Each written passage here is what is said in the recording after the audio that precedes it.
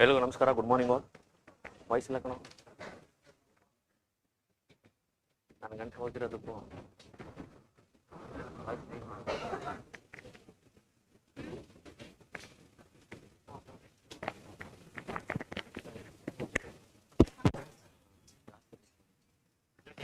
ಸ್ವಲ್ಪ ಕೆಳಗಡೆ ಏನಂತ ಎಕ್ಸ್ಪೆರಿಮೆಂಟ್ ಮಾಡ್ತಿದ್ರೆ ನಾವು.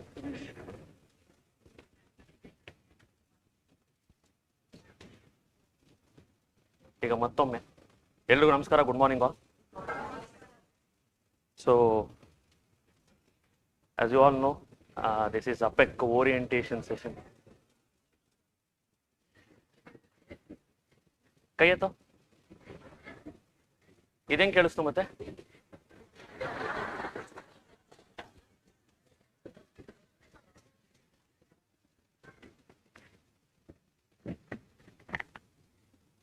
Okay,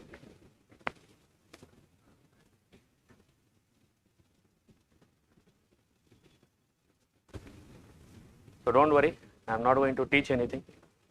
I am going to speak few things out of my heart, and then I will not take more than 5 to 6 minutes. Are we ready? Shall I start? Okay. So let me tell you the story of 3 warriors in the battlefield. One simple story. Okay. Warrior number 1, 2 and 3. Okay. Warrior number 1. What this guy does is, he'll keep on polishing the sword from morning till evening. They entered the battlefield, but he doesn't really fight. He'll keep on polishing his sword all the time. Okay. He doesn't fight. And there is warrior number 2. He's a war fighter. He'll fight all the battle that comes his way. Fine. Unnecessarily enter into fights. He takes on everyone. He tries to battle everything that comes his way. Okay.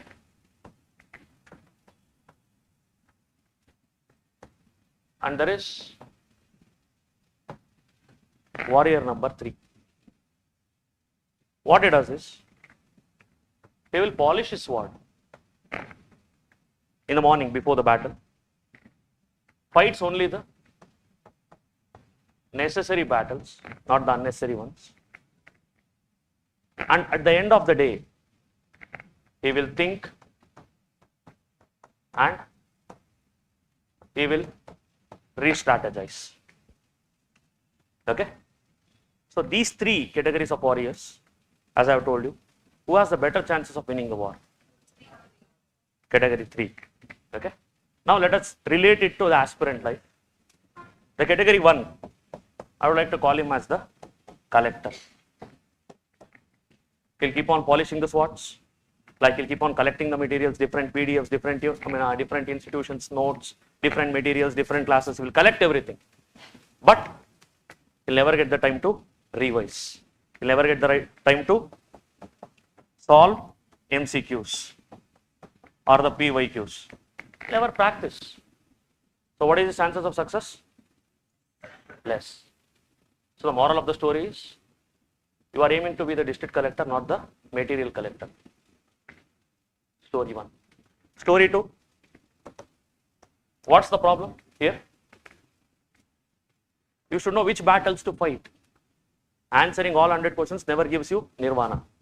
It's not an achievement. You should know which battles to pick and which battles to live. Yesterday you saw Team India loss against South Africa by the highest margin, 408 runs. One day on T20s we managed to win. But what's the problem with the test? India has been land of the test greats, like Sachin Tendulkar, Rahul Dravid, VVS Lakshman. But now, what's happening? What was the difference between the present generation and the past generation? The test grades and the present generation. What is the difference? Patience. And they chose their battles. They did not try to hit every ball that comes their way. Understood? So you should know which battle to pick. So you should not be the over fighter. Don't try to solve all 100 questions. Pick your battles, pick your areas, work on your strengths. That is one thing. So, if you try to do this, at the end of the day, you will be tired. You don't know where you are lacking. Let's say every day you plan to solve 2 or 3 papers, mock papers. You collect different materials. You try to solve everything without strategizing, without knowing where you are going wrong, without never looking back. So, does he have the chance of succeeding? ಹೇಳ್ರು simple story ಅಲ್ಲ complicate ಮಾಡಲ್ಲ ಇದನ್ನ ಅವಾಗ ಹೇಳ್ತೀರಾ challenging ಇದ್ರೆ ಮಾತ್ರ answer ಹೇಳ sir ಈ ತರ ಸಿಂಪಲ್ ಕ್ವಶನ್ಸ್ ನಾವು ಹೇಳಲ್ಲ UPSC 30-40 ಕ್ವಶನ್ ಸಿಂಪಲ್ ಇರುತ್ತೆ 30 to 40 questions will be answerable by any serious aspirant if you had read NCERT seriously, attended the classes seriously, you will be in a position to answer 30 to 40 questions easily. The game begins after that. So answer these easy questions. And I want you to be this kind of warrior.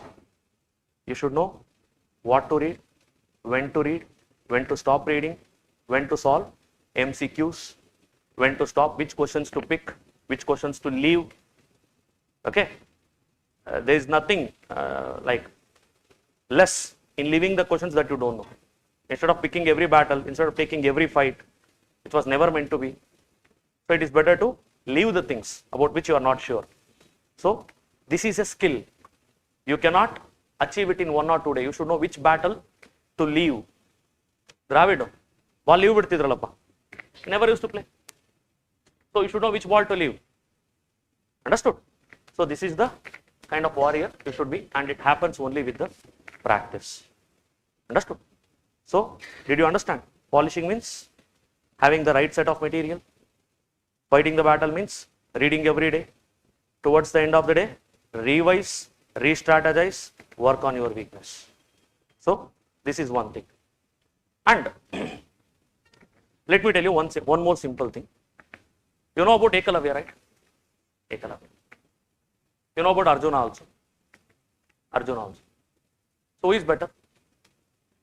Ekalavya.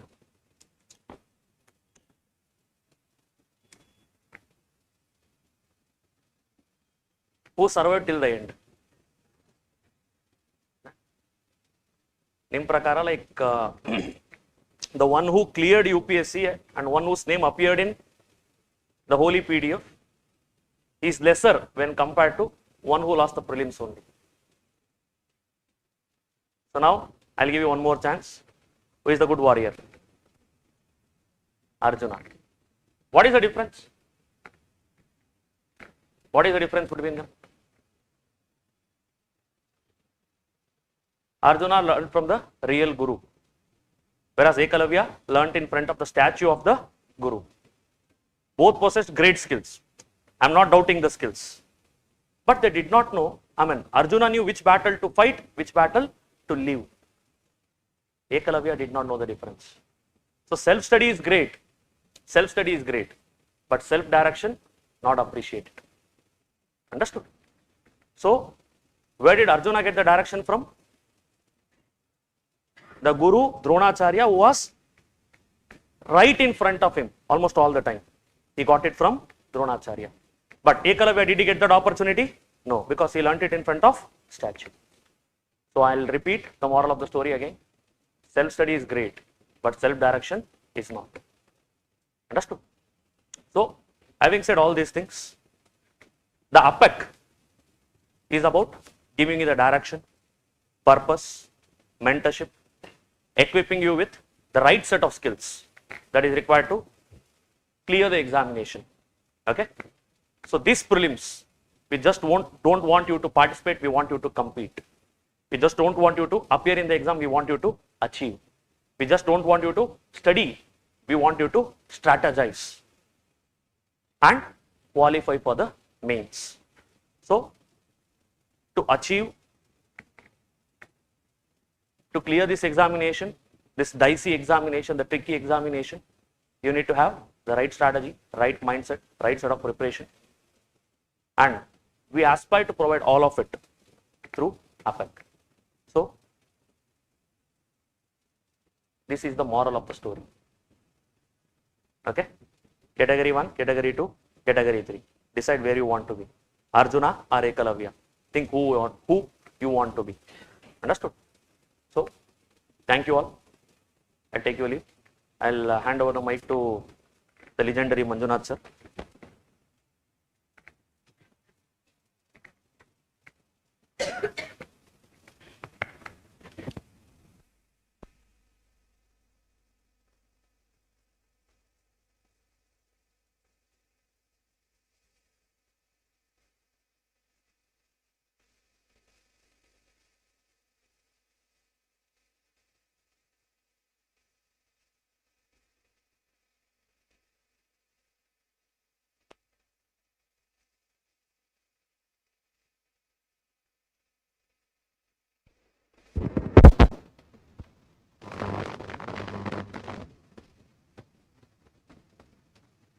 Okay, fine.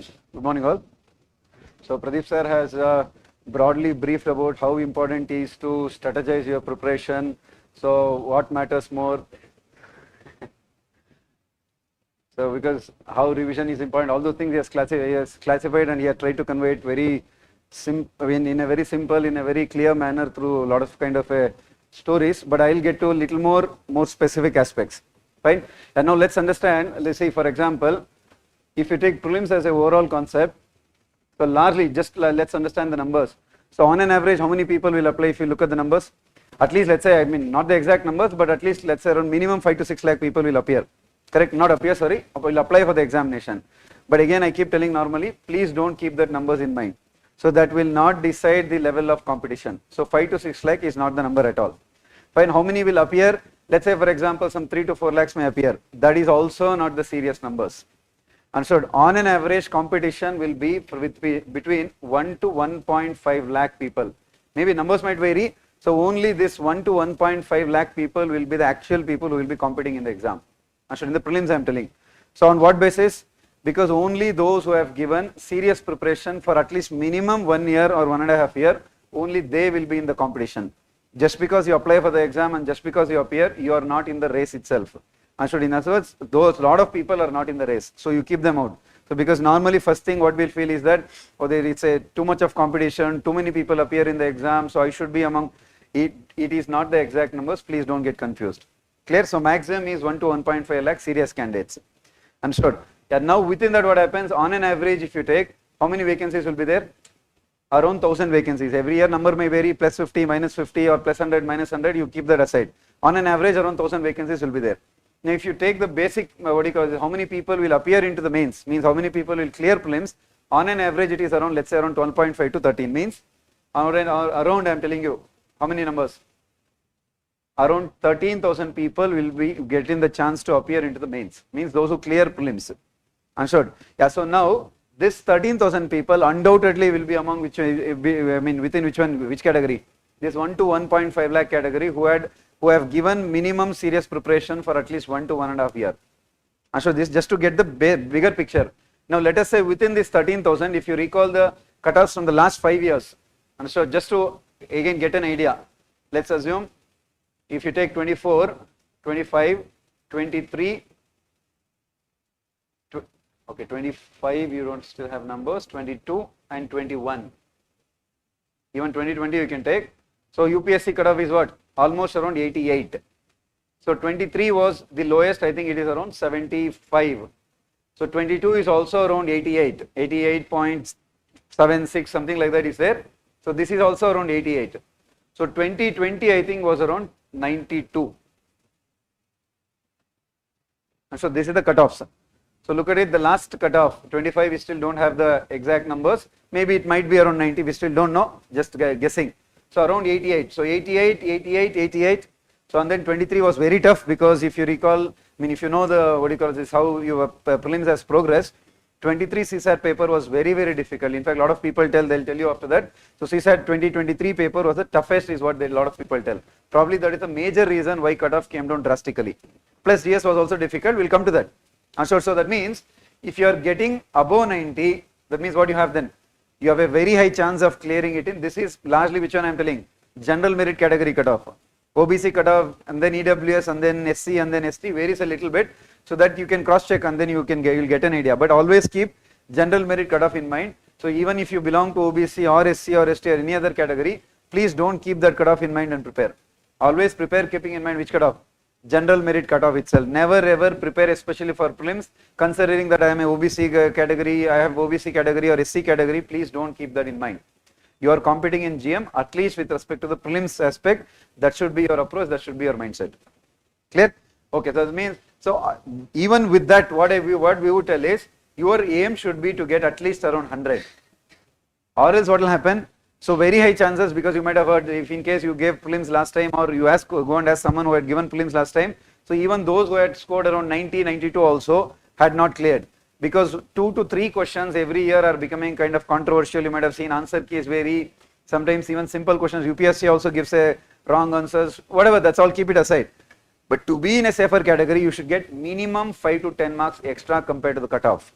If you are exactly on the cutoff, means let's say if they are expecting cutoff to be around 90 and your score is around 90, that means you have to be lucky to get into the paints. Because one question here and there, you are out of the race. Understood? So 95 to 100 at least you should be getting to clear civil service. We are not talking about forest service cutoffs, all those ones, that's separate one. Is it clear? That is one aspect. Now again, just to understand, see, let's say from 2013 to 2025, if you take around 12 to 13 years, so largely this is whatever, everybody will have their own kind of analysis. What I would tell you is that, so on an average you can divide that into 3 phases. Phase 1, phase 2, and then now what we are in is phase 3. A lot of people take it as phase 4 also. That means almost till you can say 2018. In fact, 2018 was a bit, kind of it changed the pattern a little bit. So almost on an average, the number of basic questions used to be in the range of 40 to 50. Basic questions means what? The basics from polity, what do you mean, federalism related question, parliament related question, GDP related question, or what is monetary policy, fiscal policy related, or geography, physical geography basics, soils related basics, whatever modern India, the civil disobedience, non-cooperation, all those basics, art and culture, that kind of basic questions used to be what? 40 to 50.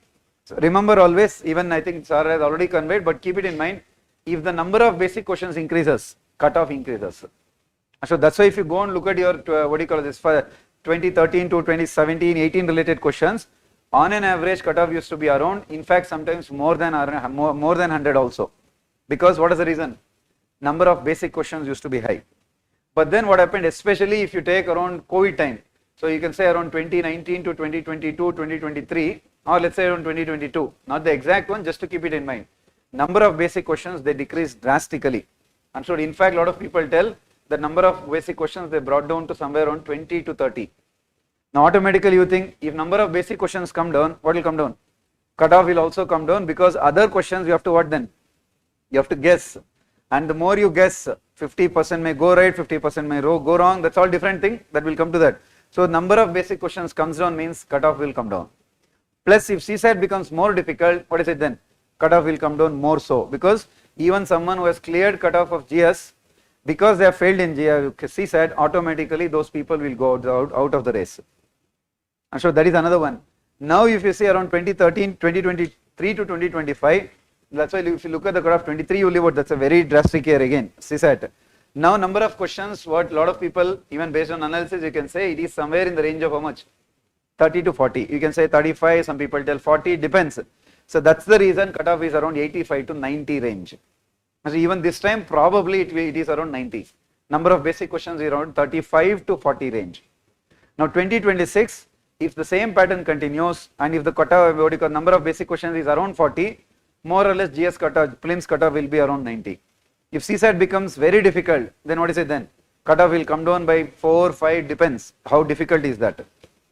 Understood how the cutoff game works. So point number 1, what we are trying to say is that please don't keep, especially because those who give first attempt or those who are not clearing prelims will have a fear psychosis that it's too much of competition, too many people are there, that's why competition is tough. Please first keep that out of mind. It is not, competition is not in 5 to 6 lakhs. It is in maximum 1 lakh. If you add another 150, 30 to 40,000, that's it. You are already in that 1 to 1.5 lakh category, because you have already put the preparation for at least how much? At least 1 year or 1.5 years. If you are giving second, third, fourth prelims, That means imagine already you're in the competition for what? 3 to 4 years. And so you're already in the serious category. So please don't take 5 to 6 lakh numbers in mind. That's not the real picture at all. Is that clear? So that is one. The next one, if you ask, sir, then why people continuously give prelims sometimes, but they don't clear? As I've already told you, remember, the core intention of prelims is to test, do you have the conceptual clarity? And sure, do you have the core hold on the very strong hold on the core concepts? Core concepts of it can be whatever, polity to economy to geography, science and technology, environment, including modern India, art and culture, everything, but you should have that core conceptual clarity. If you miss out on conceptual clarity, it is impossible to clear prelims. You have to, because remember, in current affairs, so at least for a long time, as I told students 18 to 19, current affairs directly they used to ask questions. In the recent times, it's not so easy to ask directly from current affairs, they are not asking. The typical what you call as magazine. Understood? What matters more? If you have continuously read newspapers for at least 1.5 years and you have made your own notes, what will happen on an average? Understood? On an average, this is again, you can't act exact numbers or evidence like that. Those who read newspapers regularly, they will have very, very good conceptual clarity. Understood? And you should have made your own notes. That's always a big, big advantage. Rather than relying just on monthly magazine, just on whatever prelims related compilations, everything. For those who are giving first attempt, I understand it's not so easy because you would have been busy in your OGP classes itself. I am talking about whom? Those who are giving second, third prelims, at least if you had put already, you are already on an advantage of minimum 5 questions.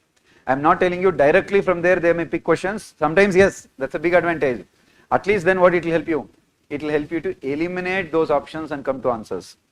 That's why read newspapers regularly. If in case you're still not reading, you still have at least till March and April, make it as an habit to read them continuously. And so try to make your own notes, especially those who are giving multiple prelims.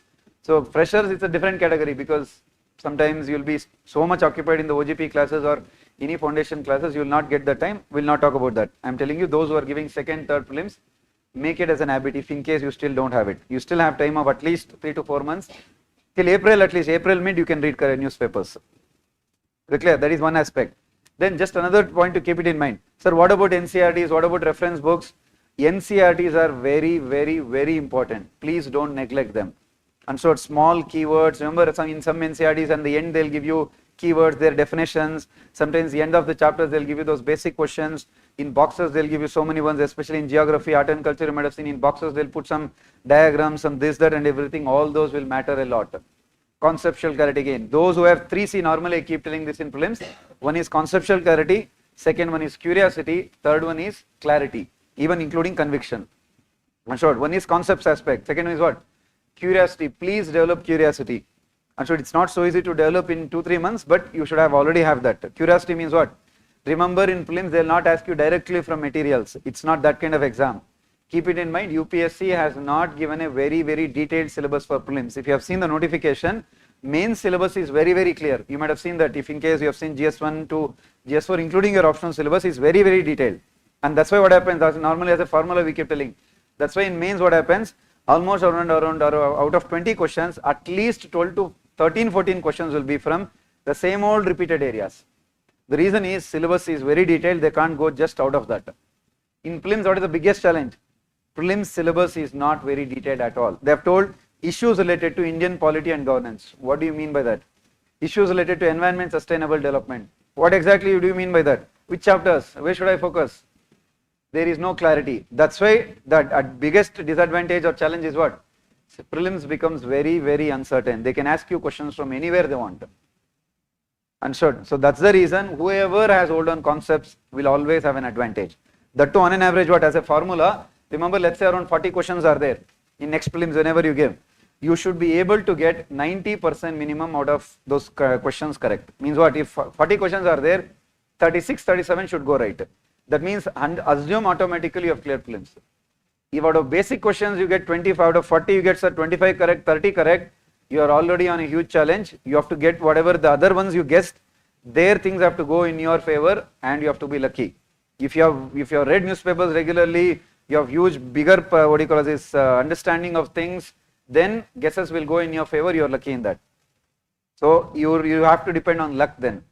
If you focus here and if you get core conceptual clarity on that, that means game is in your hand. Two is what? Curiosity, as I keep telling, means what? Whatever is happening in and around you, please make sure that you focus on that. So many questions they'll ask from that. Let's say, for example, some new technology, what is large language module, whatever, so many other things, what is Web 3.0, you might have so many questions like that. Some recent missile, is crashed, some details about that they'll ask, or they may go to more basics. Now they are asking what some constitutional amendment bill related to Chandigarh status they are trying to change. Then they'll go back to basics, and then they'll try to ask about what is the core, features related to union territories. Or remember Ladakh related protest was going on, Sonam Wangchuk's related, so he was demanding 6th schedule status, he was demanding that Ladakh should also be given a state. So they'll test your conceptual. Do you know about how a new state is formed? Article 3 related basic question, or Schedule 6 related basic question, it is related to Article 244.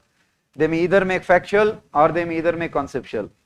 Understood? So please, you have to develop that curiosity. You start thinking like an examiner. Understood? Examiner means what?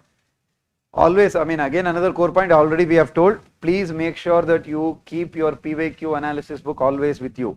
Never ever study for prelims without keeping PYQ books in mind. Let's say for example, when you say polity, so inside we have released a very, I normally keep telling that this time they have released a very good book on PYQ analysis.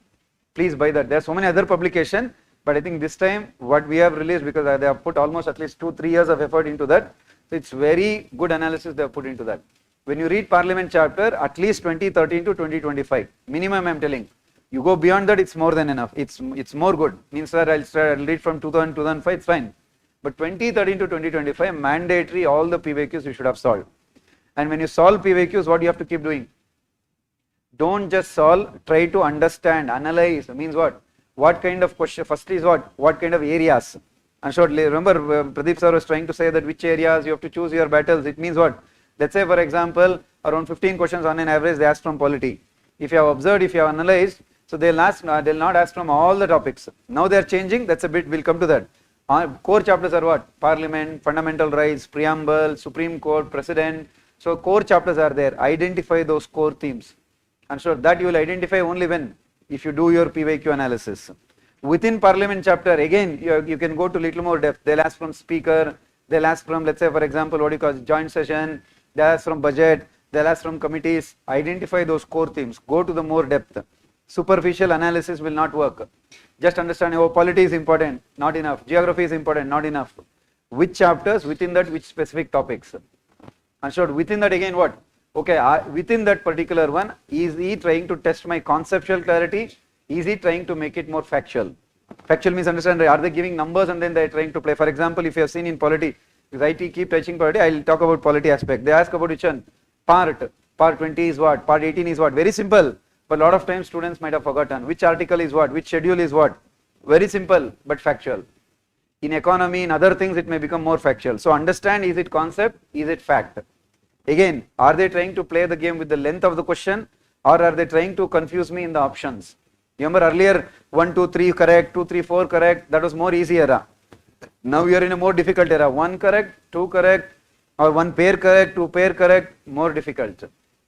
And so understand that pattern, because without understanding the PYQ analysis, it's impossible. You just have to keep on by hearting them. Assured. Another one. So remember always, obviously based on all these aspects only we have designed APEC course. By now you should have understood the features. The core point is what, that's why what we do is here is that every subject will make sure that you will have a very good concise notes. So let's say for example, you'll start with polity in the first. So core, very concise notes you should have. In OGP classes, we discuss so many things in detail, which is required for a broader conceptual clarity and for even mains aspect. But in prelims, core areas are there. We'll only focus more on that. Understood? That means what will happen? That particular note you should revise at least some 4 to 5 times before your prelims. The more you revise, the more chances that you can attempt it in prelims. Understood? And based on this analysis itself, every subject, whenever they start, whichever faculty starts, they'll tell you this particular chapter, what kind of PYQs are they asking. Based on that only we'll be discussing in the APEC related classes. And obviously what? After every day you will get particular questions, I think 25-50 questions you will get. After every subject you will get again a full length test. All those ones. CSAT aspect I will not discuss, the respective faculty will discuss about that in detail. CSAT, what I will tell you is, remember 24, 23 was tough, you leave it. 24 and 25 were relatively easy. Only simple mantra I will tell you that. Details I will not get into that. Make sure that you can be from any background, BA, BSc or even engineering, medical, any background. Only simple strategy is what? at least for some around, let's say around 100 days, make sure that you put consistent effort. Regularly you practice CSAT for 1.5 to 2 hours, 100% you will clear. And so please don't keep the fear psychosis in mind that it's impossible to clear now, even engineers are not clearing, medical background, IITs are not clearing. It is not like that. If you take it for granted and if you prepare for last 10 days, 15 days, that's the reason people are failing. 100 days effort, every day 2 hours, 1.5 hours, with PYQ analysis, with lots of practice, 100% you will solve. You can solve and you can clear it also. Is it clear? Okay, so then another one is what? So one-on-one mentorship is very important. That Umesh sir will talk about that, how important is one-on-one mentorship, because what matters. So during that 3-4 months, it's not so easy. A lot of people will put the effort. But as I told what, you should have your own analysis. Please don't depend on any mere YouTube videos and all those ones. You watch, you take inputs, agreed. But what do you have to do? As we keep telling, remember, everybody will have their own strength. Everybody will have their own weakness. Just because something worked for others doesn't mean it will work for you. Just because someone will tell attempt 90 questions, you can't attempt 90 questions. You should understand what is working for you. You will get that only when? Only when you solve more and more PYQs, only when you solve more and more mock tests. Or else you will not understand what is your strengths and weakness. You might be strong in polity, you might be strong in economy, you might be weak in ancient medieval India, you might be weak in art and culture. Within that there might be some areas where you may be strong. Where will my guesses work? Where will my guess not work? How will you understand that? Only if you solve more and more mock tests. Another point, mock test, remember any number of tests you solve. So mock test is for your practice. But reference is always which one? UPSC PYQs. Reference means what? Which areas are important? Which chapters are important? Reference is UPSC PYQ. Anything else is for practice. Practice is also very, very important. In fact, that is the core. But it should be relied on which one? Your reference, that is your UPSC PYQs. Is it clear? So this is the broader aspect. So obviously, what is the course details, all those things, what is the cost of those, all those things, it's already done. We will not discuss about that. But make sure that you give at least 100 days serious effort for prelims. So we are starting from December 8th itself. So that what happens, you will have an early advantage because a lot of students were waiting a lot for that. That's why we are trying to start a little early. So those who are giving first attempt, so let's say for example, sir, basics are done, this is my first attempt, please start as early as possible now itself. Let's say, sir, I am already given 3 attempts, 4 attempts. You may start your classes now, but what you make sure, maybe for mains also 2-3 hours you can keep working till December end or December or January mid or something like that. Sure, but at least 100 to 120 days, very serious exclusive effort you have to give only and only for prelims. If in case you have not cleared it from the last 2-3 years or anything. Please, and whoever cleared it also, you never ever take prelims for granted, because keep it in mind, it's like what? 1 day chance. You live out once, next chance is when? 1 year. That's a huge time, huge effort. So don't focus too much on mains aspect now. You can continue till December and Jan May. You have to shift to prelims. This is a bigger aspect. So a little more detailed with respect to mentorship, everything. Now Umesh sir will take care of that. So he'll tell you how important is that mentorship aspect. Yeah, thank you.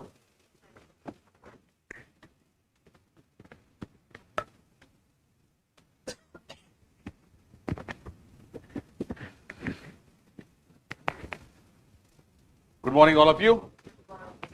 Hey, what are you doing? Manjunath sir.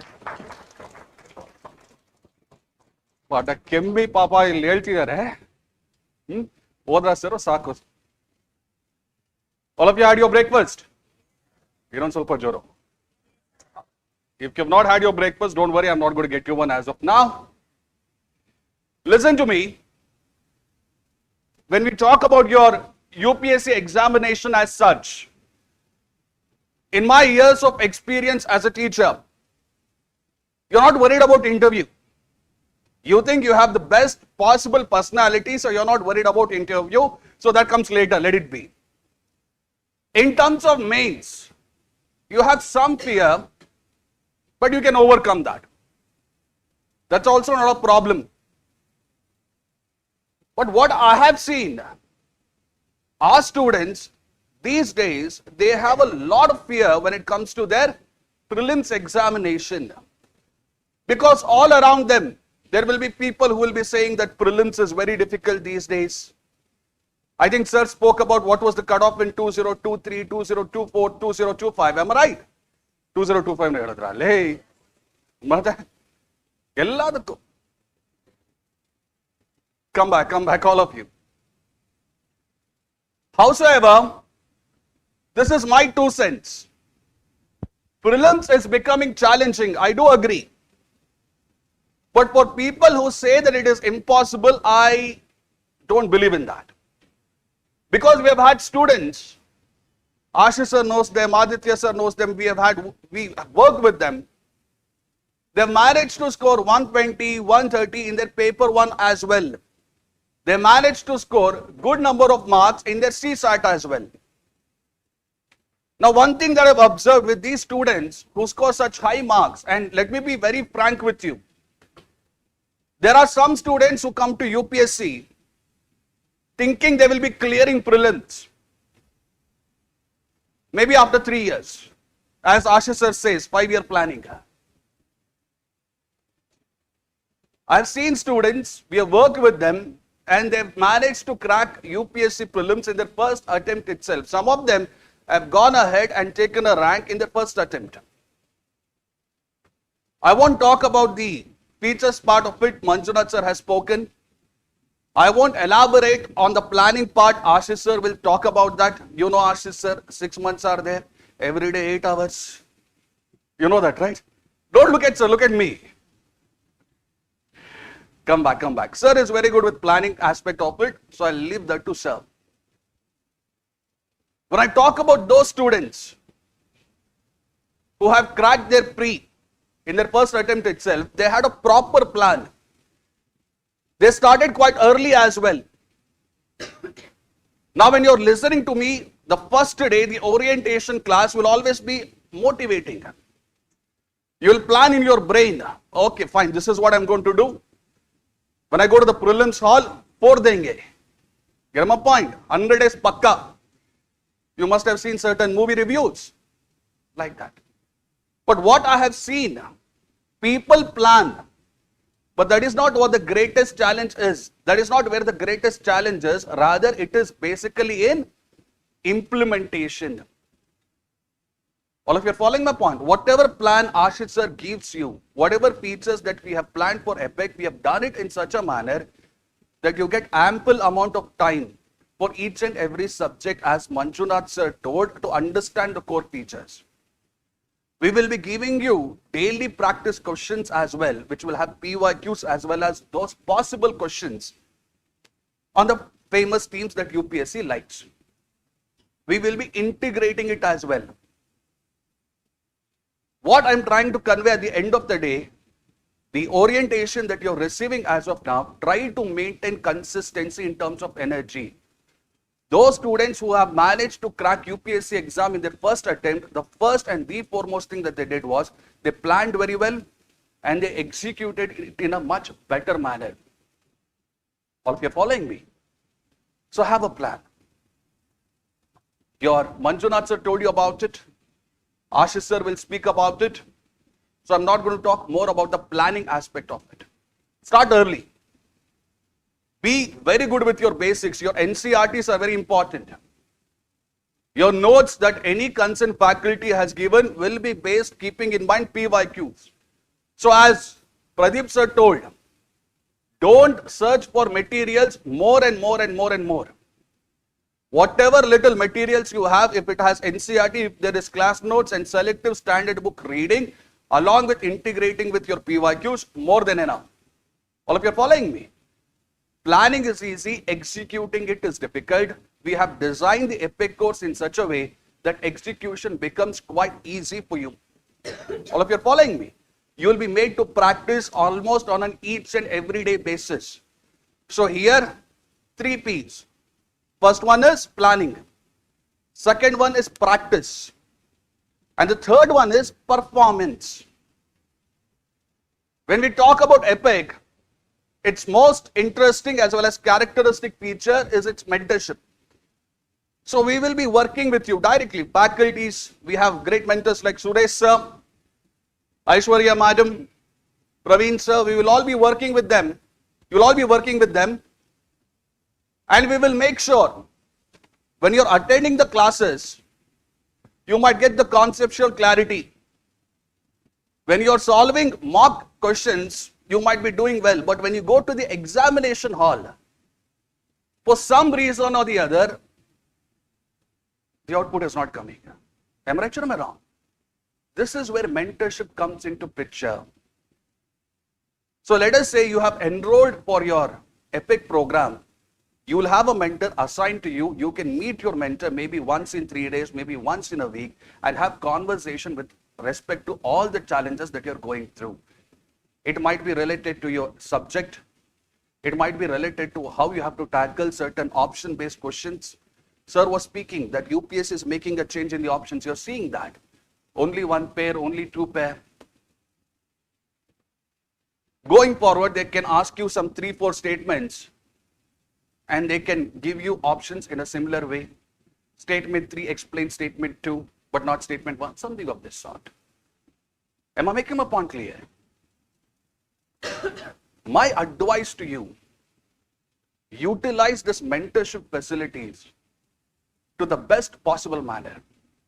Any doubts you have with respect to the subject, with respect to the examination, or the challenges that you might be facing in keeping up the motivation in a consistent manner, this must be there. All of you are following me. See, prelims is not something which is happening once in 100 years. It happens every year. There are many lakhs of people who take up this examination. I think numbers related to that was given by Manjunath sir. But those few who clear, they would have planned very well. And they would have practiced. Am I making my point clear? And they would have understood the nitty-gritties of each and every performance aspect associated with prelims exam. Each and everything. They will not be caught off guard.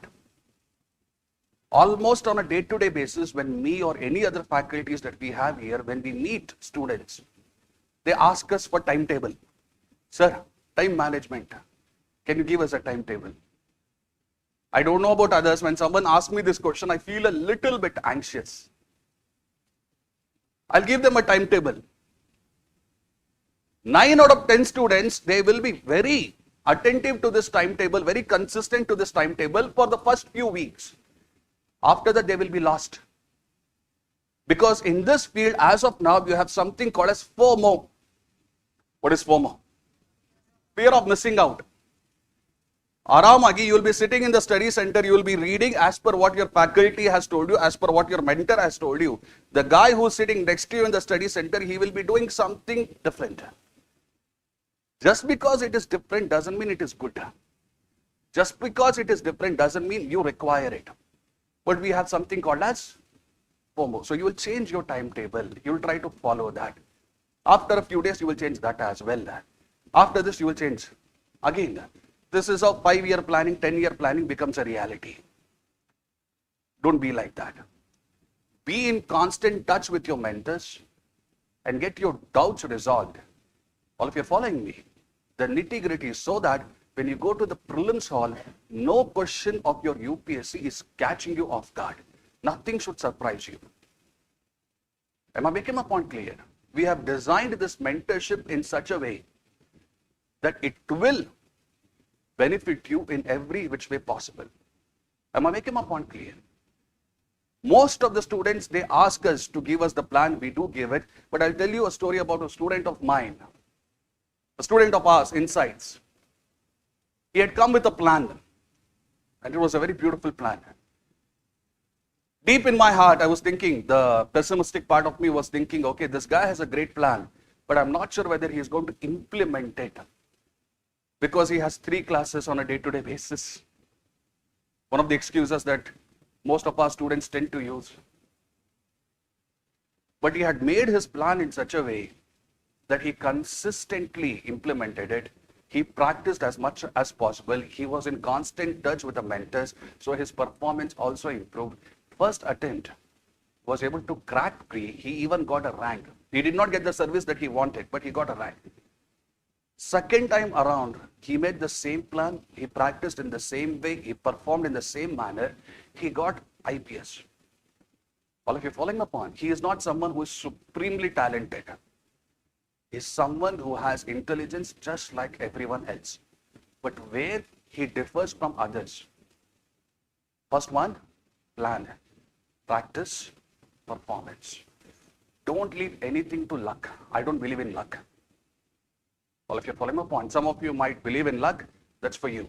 I respect you. But as far as I'm concerned, if you've done all these 3 parameters, you don't have to depend on luck to such a large extent. Am I making my point clear?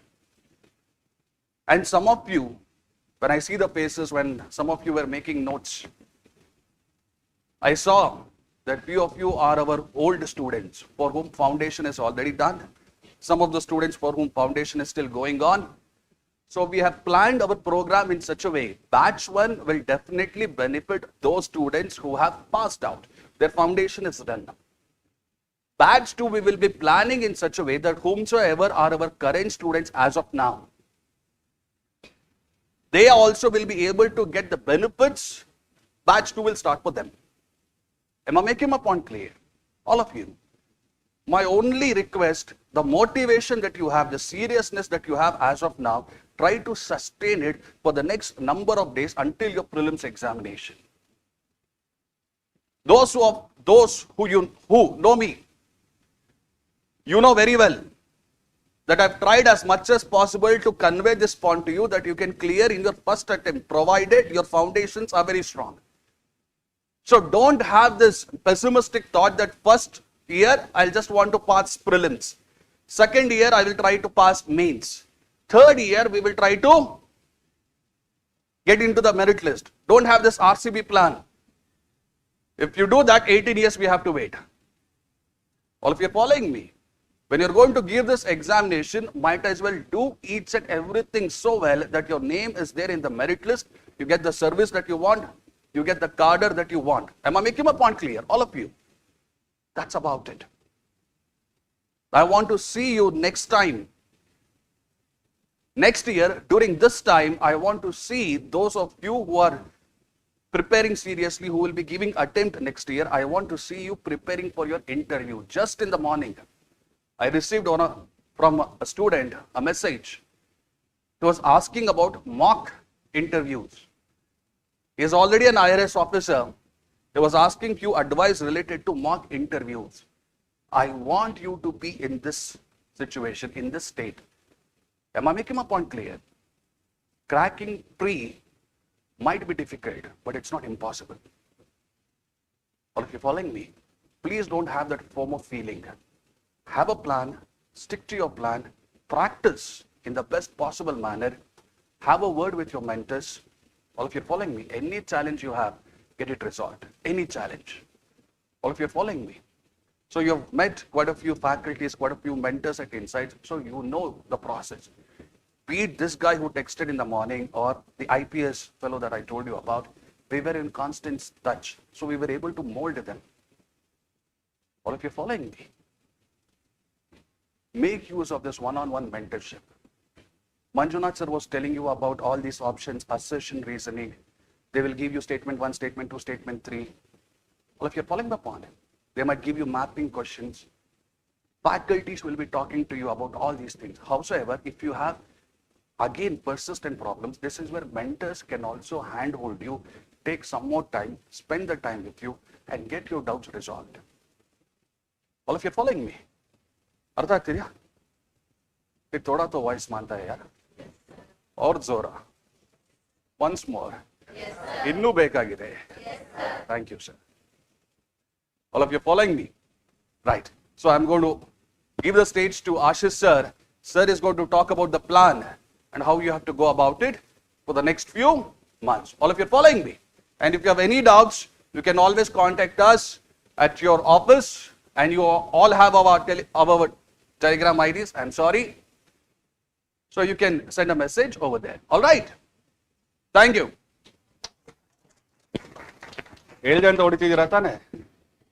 Thank you.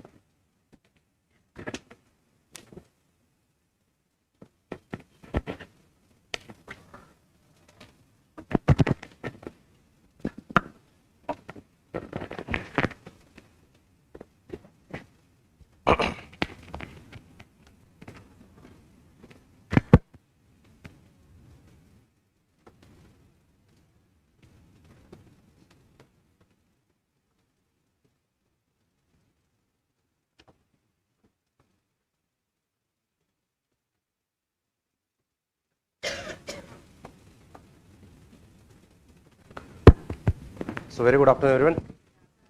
So most of the things are already been spoken by the earlier faculties about the features of the program, about the motivation, about the mentorship, etc.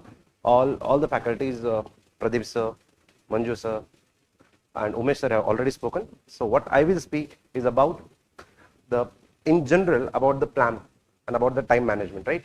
So two things I will speak about. That is, one is about the time management, how to do the time management, and second, I will speak something about the book list.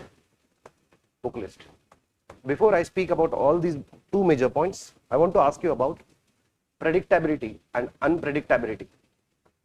Unpredictability with respect to CSE ka prelims, CSE ka mains, and CSE ka personality test. So these are the three stages, right? There are the three stages of the examination. In these three stages, which stage is the most unpredictable? From my perspective and my experiences, here we are having merely 25 minutes. In 25 minutes, you have to decide 275 marks will be decided in basically 20 minutes, right? Things may go in your favor and you may get 190 plus or 200 plus, right? And for this, Vinay sir is there with you, personality test next year, right? Second, here you are having total 7 papers, right? So now imagine GS1, if you are not doing well, you can manage the things in something called as optional ka paper 1. Am I right or wrong? First thing, correct? Agar ye bhi acha nahi hua, you can manage the things in essay. Now coming to the point, prelims. Prelims the only thing what you are having is 2 hours, correct? So here the time question lies, whatever you know, you have to implement each and everything from something called as 9:30 to 11:30 AM. This is the time. For example, I am taking this 2 hours. Example, whatever you have to do in this 2 hours only. आपको सब कुछ पता है. Later you got to know, अरे यार ऐसा नहीं करना था. Nothing is of any use. Final, what matters is this particular, what you do in this 2 hours, correct? So during, this is the D day, that is 24th of, basically आपका something called as 24th of May. What you are going to do is going to decide your result, right? So let us try to understand what to do from today for this D day, that is 2 hours. Whatever you are preparing for only this 2 hours, nothing else, right? So what you should think is that, how should I plan from this time, that is 24th of May till today? So that is why you should be having the plan, that is so called as the plan, that is daily ka schedule. You should be having what should you do on the daily basis. Second is the basically the time management from something called as now December to basically May 26th, or sorry 24th, logical. And third, what are you going to do, how are you going to manage the time on the D day? So these are the three things that you should be aware about, right? So first thing, I will speak about this particular part, and then I will speak simultaneously about the book list. So from today till May, you are having mota mati 6 months with you, correct? These 6 months are going to decide life and death for you, correct? So in general, here, in general, when I am speaking about this December to May, 3 चीजें होनी चाहिए, 3 objective majorly. 2 to 3 revisions are must. 2 to 3 revisions are must of each and every subject, right? Because if you ask me any one particular thing on the planet Earth, no one on planet Earth who gave UPSC have cleared without this principle, RRR. What is this principle? It is very simple. Revision, revision, revision. Revision के बिना कुछ नहीं होता है. Correct? We are not Aryabhatta के एक बार पढ़ लिया दिमाग में गया. Correct? So that is why without revision nothing will happen. So you have to revise it basically at least minimum 3 times. Correct? When you are doing this, you should also know how much time you are going to take for something called as basic subjects. Basic subject, how much time you need to prepare. And third is the current affairs, and fourth, I am speaking about something called as आपका test. So you should divide your this 6 months in this particular 4 components. First thing, correct? And then how to divide this on the daily basis, and on D day what to do, that I will tell. यहाँ तक समझ में आया पूरा? So let us think ulta. That let us assume that today is 24th of May, and what we have done in the past 5 months, or what should we have been doing in the past 5 months. That is what I am trying to speak about. First thing that you should be keeping in mind is that you have to allocate the time for something called as minimum 3 revision. Without this, nothing will be happening, right? Because all the information that what you have is in your notebook. But if you are not able to recall, recollect, apply in the examination, that is of zero use. Understand, trust me, take it from me. UPSC का whole process is in a gray area. Gray area मतलब क्या सही क्या गलत पता नहीं चलता. One, what is working, what is not working, वो भी पता नहीं चलता. But what final result is in absolutely black and white. Either you are clearing or not qualifying. Yes or no. That's what is the final outcome, right? So that is why basically the first most important thing is the time management. First thing, remember in this time period 4-5 months, again I'm repeating 2 to 3 division. First, basic subjects, current affairs and test, right? In this context, when I'm speaking about the basic subjects, now divide the subjects in two things. One is my basic subjects, which are very, very, very important, where the conceptual clarity and something called as static and fact-based things are very, very, very important. While there are certain subjects which needs application-based knowledge plus current affairs, right? I hope you're understanding. So in this context, if you consider the basic subjects which are extremely important to clear this examination, the first most priority wise, the most important is none other than my polity. Polity ke bina UPSC you can't clear, because out of total 100 questions in UPSC, trust me, only 15 questions which you know are only from this polity only. बाकी कोई भी subject नहीं, not including environment also, पता नहीं होता. सिर्फ एक ही subject ऐसा है from where you will know from where the questions are coming and you can attempt is polity. So polity is the most, I would say, reliable subject which can give the highest yield and highest output. So first most basic subject important priority wise is polity.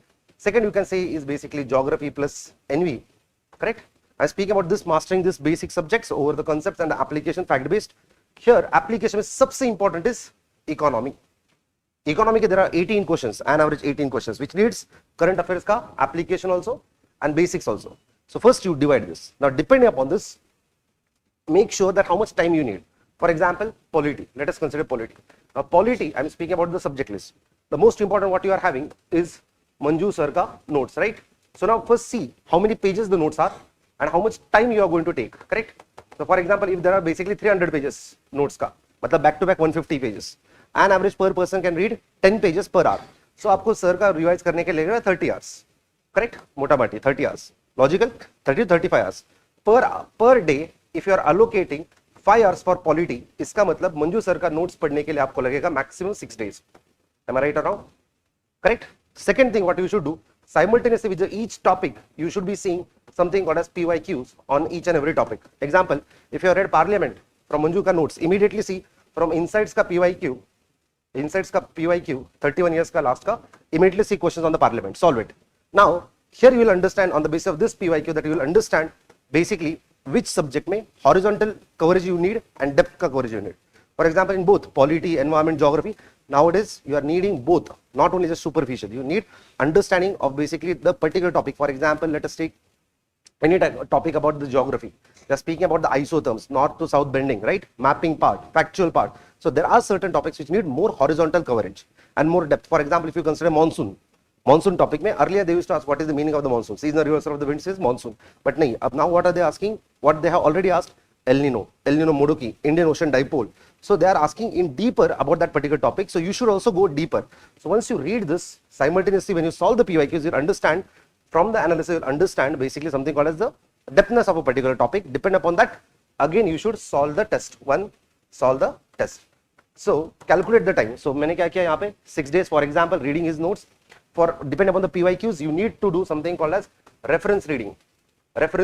For example, Lakshmikant, or for example Shankar, or for example my own notes may not be sufficient for X particular topic.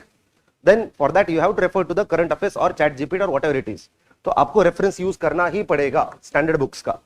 Getting the point? So because the demand of the subject is like that. And why I am telling you on the basis of one thing that is called as previous year questions. So wherever you need, substantiate this with this particular part and depend upon it, again do revision. And once you revise this, then to test your knowledge, you have to solve the MCQs.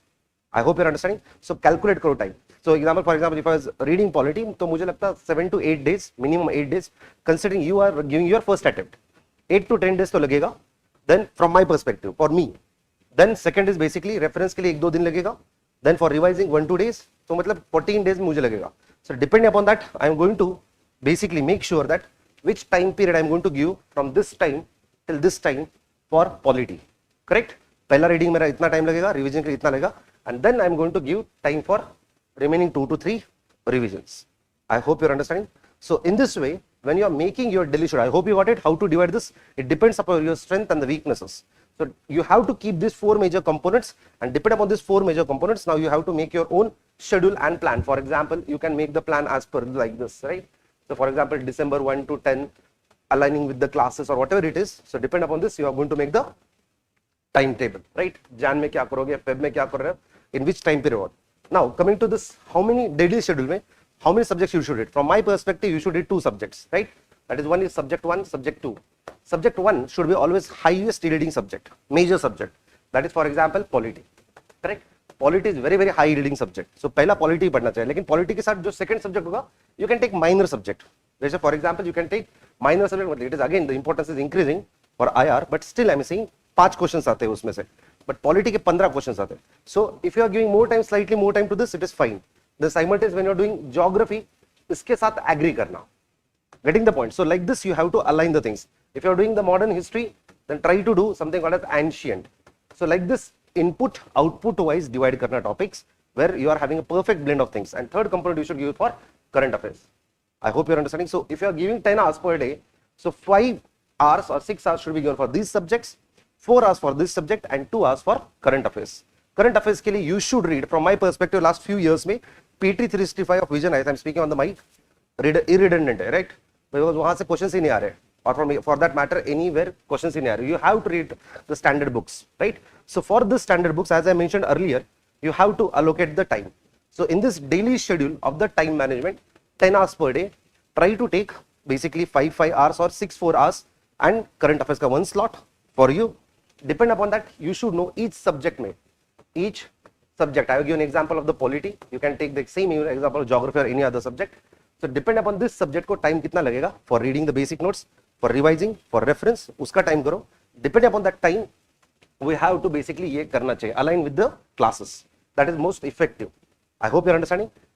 So solve the test. Getting the point? And after that, what you have to do is the revision. So this time management component and the planning component is the most important. You have to know these 3 things. What you are going to do, daily basis pe kya karoge, and on the D day kya karoge. Because if in this 2 hours, if you are not able to perform, you are out of the competition. What we have to do is we have to perform here only. Hamar performance yahan pe aana chahiye. Either you know or you don't know, you have to clear the exam. Correct? I hope you are understanding. Now coming to this book list ka part. Now every subject mein, every faculty will be telling you the book list. So you do follow that. But from my experience, there are certain standard books which you should follow for each and every subject along with the basic notes. But nowadays the examination trend is changing, where you need to go into deeper. For example, nowhere in the NCERTs they have given that from where the Tropic of Cancer or Equator passes through which lakes. They are not given. From which countries Andes pass. Correct? Andes mountains are passing through how many countries? वो दिया नहीं है. Correct? हाँ या ना? Come on. Which countries are bordering Mediterranean Sea? For basically, if I consider this from geographic perspective, this is not given in any NCERT. For that, you have to do the research. So book list depends only on one thing, that is none other than my PYQs. Correct? यही आपका Gita, Bible, Quran यही है. Correct? So I hope you are understanding. So in this context, so whatever the book list you are making, align the book list and your notes to the demand of the examination. Wherever it is needed depth, use karo. Where it is basically essential to use reference, use reference. Getting the point? So make use of this book list, etc. and the ChatGPT more smartly so that you can align and you can complete most of your targets on the daily basis and make a plan for the upcoming, I would say 5 to 6 months. I hope you are getting the point. And do give multiple tests. Daily test, यहाँ पे MCQs भी दे रहे हैं. So you have to solve those MCQs. At the same time, solve the test. Test series कोई भी एक join करो, but you have to solve the test series. That is what I am trying to say.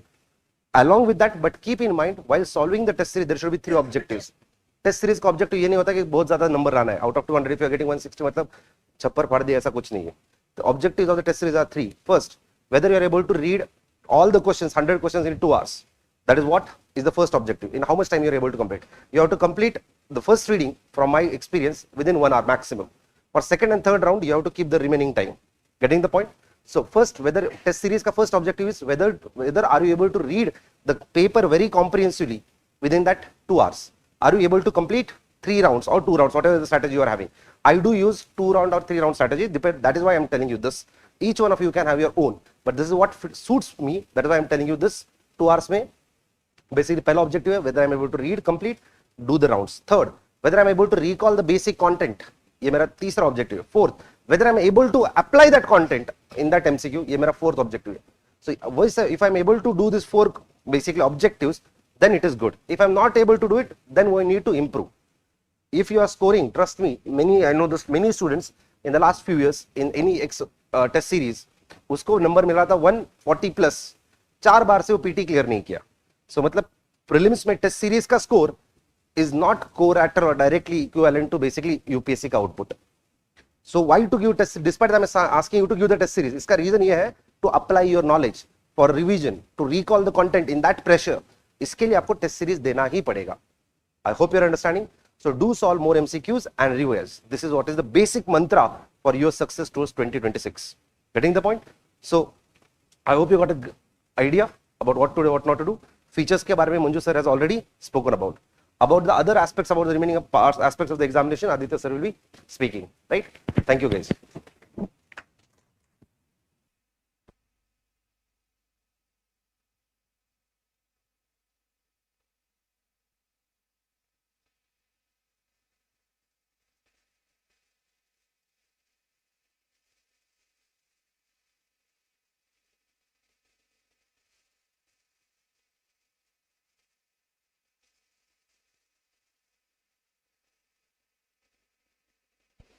All right.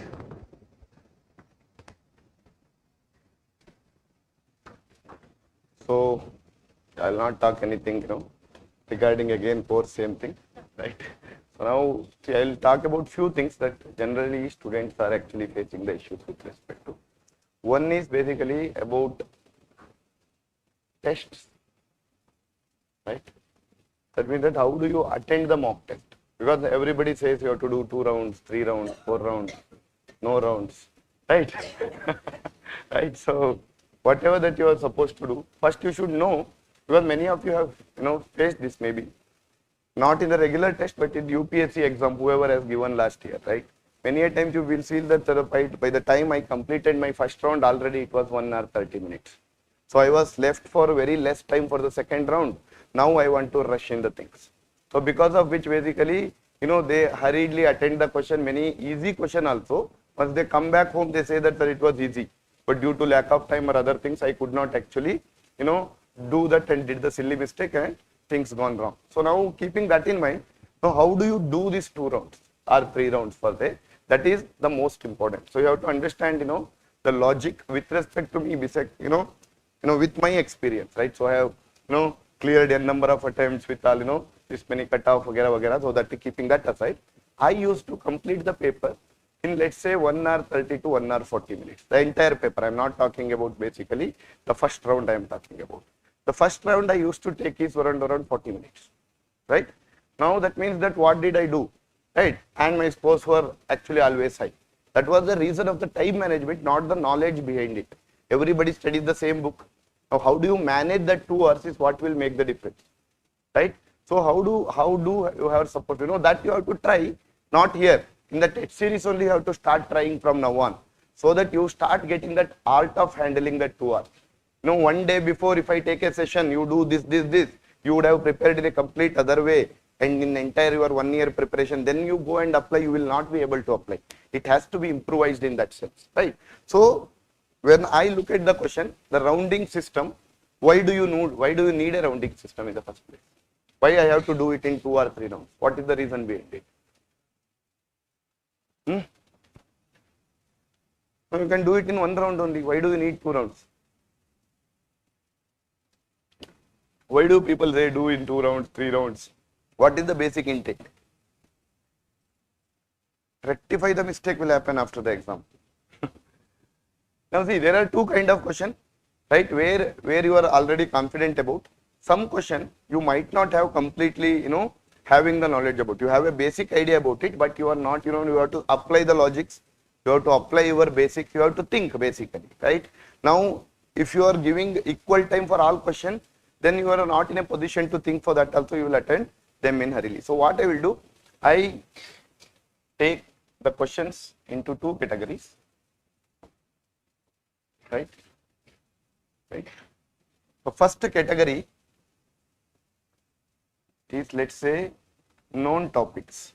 Known topics means it is not that I know the answer. Topic is very well aware of. Let's say speaker. You know election of speaker. You know removal of speaker, right? So you already know it. So, or there can be another kind of topic which are completely unknown. You never heard about them, right? And third is, off knowledge kind of topics. Okay, 3 kind of topics will be there. So when I do our first round, what you are supposed to do, only pick the topic, right? Because this is, see, it is more about psychology. You don't understand it unless you face it. Basically, what will happen in the exam is, it is a 2-hour exam. If you lose first half an hour, you have lost the exam. If you manage that first half an hour, then you are actually cleared the exam. It is just like that. It is like, you know, your T20 may first, you know, let's say 6-7 hours, you scored very well, match is in your hand. First 6 hours, if you lost the wicket, then match has been gone. It is that way basically, because you do not have second innings here, right? Or in a mains, basically you will have multiple papers. Even if you do first half an hour and it did not go well, you can manage next to 2.5 hours and do the things. Here it is just a matter of 2 hours, so managing the time becomes very, very important. So what you have to do, let's say if I know a topic, right? Let's say it is about speaker. Okay. Now, or let's say it is about election of president. Right. Now what I will do, and then let's say here you are asking about some topic which is completely never heard kind of topic, right? Here again there are two types of question. One is straightforward. This was in the news. This place is belongs to which country? Single 4 statement. You know the answer, you don't know the answer. Others are multiple statement question. There will be 2 or 3 statements followed by it. There will be a topic is half known, but there are 3 statements associated with it. That means that I still have an option to at least logically guess, eliminate one statement. Still I can get the answer, right? But in this kind of question, you know it or you don't know it, right? If I am saying that which country is basically surrounding Mediterranean Sea, right? Or some small sea, let's say Mediterranean Sea is an important sea, let's say very small sea. You have never studied them. You never heard about that sea. Now that means that you won't be knowing the answer about the all 4 also. So that is, it is either 1 or 0. That is one kind of question. Or I can talk about Mediterranean climate and then give 3 statements to you. Now one statement you will be knowing, from that you will eliminate other 2 optional, and then still you will be can get the answer, right? So within unknown question only, either completely unknown with the single statement, that kind of question will be there, or it can be multiple statement on the unknown topics, right? Similarly here when I go to the known topic may I know the topic name. Now what I will do, when I do it in the first round, I pick only those topics which I am very well aware of, right?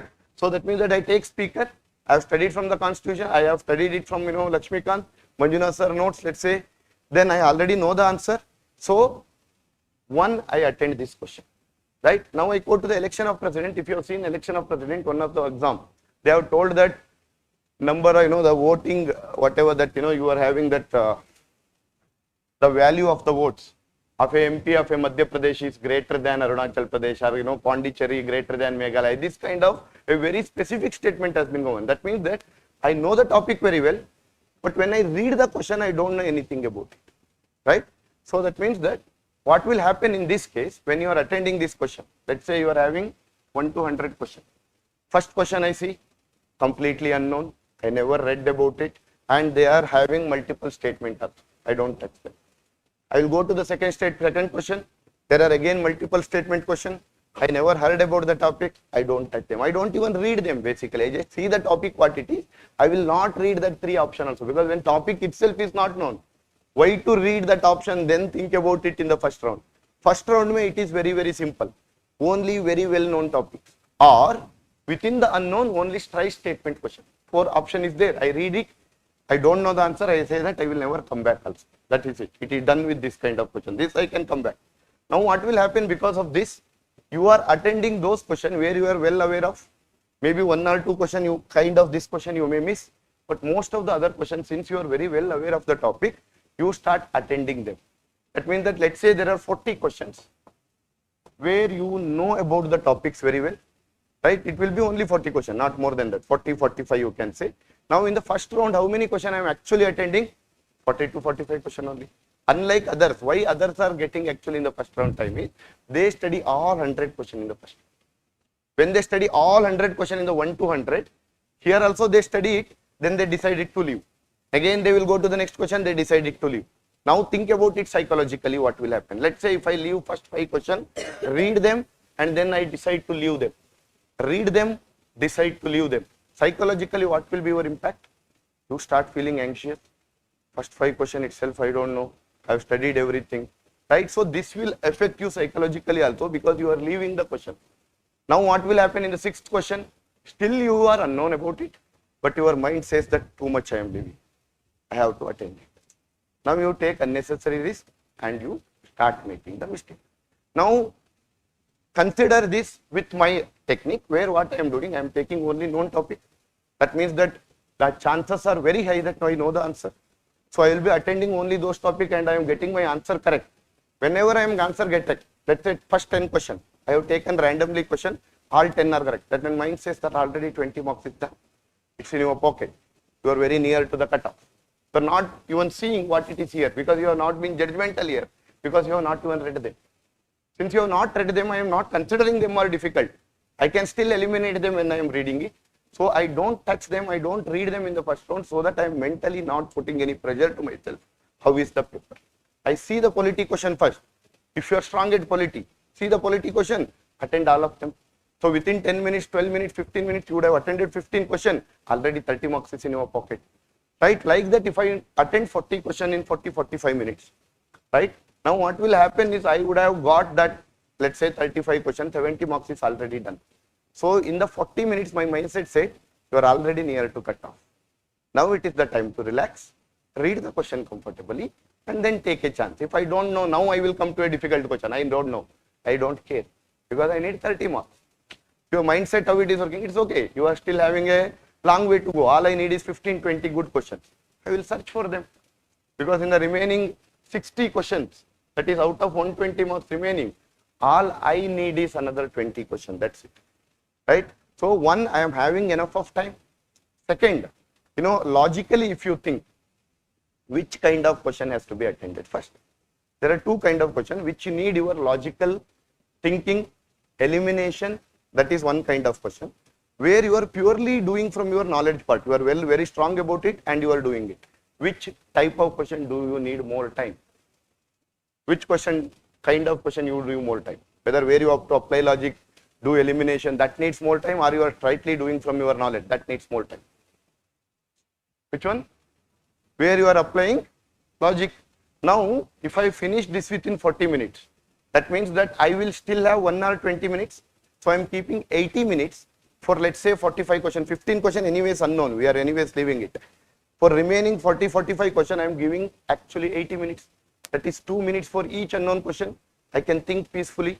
But if you do 1 to 100 and then saying that I will come in the second round, I will come in the second round, then also you can do only known topic only. Unknown topic you are quitting. So that means that when you are coming to the second round, you would have studied all 100 questions, taken 1 hour 30 minutes. Now within the 30 minutes, you have to attend remaining 60 questions. That means that you are not even having a half minute. So, and it is unknown, you need logical thinking. Now, you know that it is difficult question. At the same time, time is also not there to think. In both way, actually you are, forced to attend more number of questions and you start making the mistake. Always we have to have our control over the topic in such a way that we should be having enough time with us. Right, so that you can think, you can eliminate, and also in first 40 minutes, if you are having 40 questions done, and 80 marks is already within your pocket, now you know that cutoff will be somewhere around 100, right, or 90 let's say, or maximum 100, so all I need is 20 marks, that is 10 net question, and I am having 60 questions with me. So this is a mental setup that I can comfortably take chances, comfortably leave the question. But if you are attending from 1 to question and then reading every question, unnecessarily you are reading, let's say first 10 hour history, ancient India, very difficult question has been given. You have read everything, you already start feeling that you are losing the game.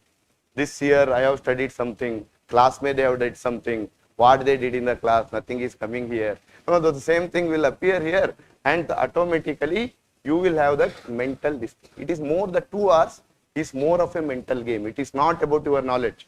Everybody studies the same sources. But how do you manage your 2 hours? Right? Because whenever the paper was very difficult, whenever, if I see the paper is very difficult, that is the time I always used to be very happy. Right? Because I know that this is a battle of emotions. Paper is tough.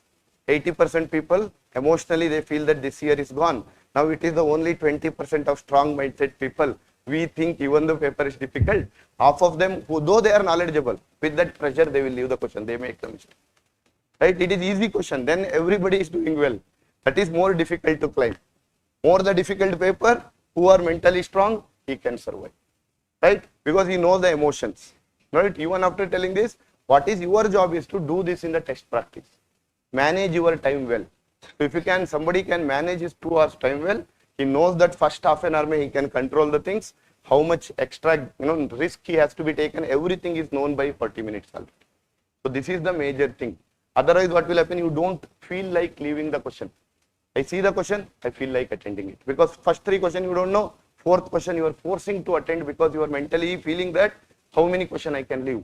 I'm leaving too many questions. You will attend, start attending, and that becomes a habit, you start making the mistake. Right? You don't know which question you made correct, which question you made wrong. So one thing is this I want you to practice. Right? Because course may whatever that they have told, they will bring it in the course. But whatever that you have to do here is one thing that you are supposed to understand. Right? Second, managing your source. I will only tell you what are the things that can happen. Why people with more knowledge also fail. Right?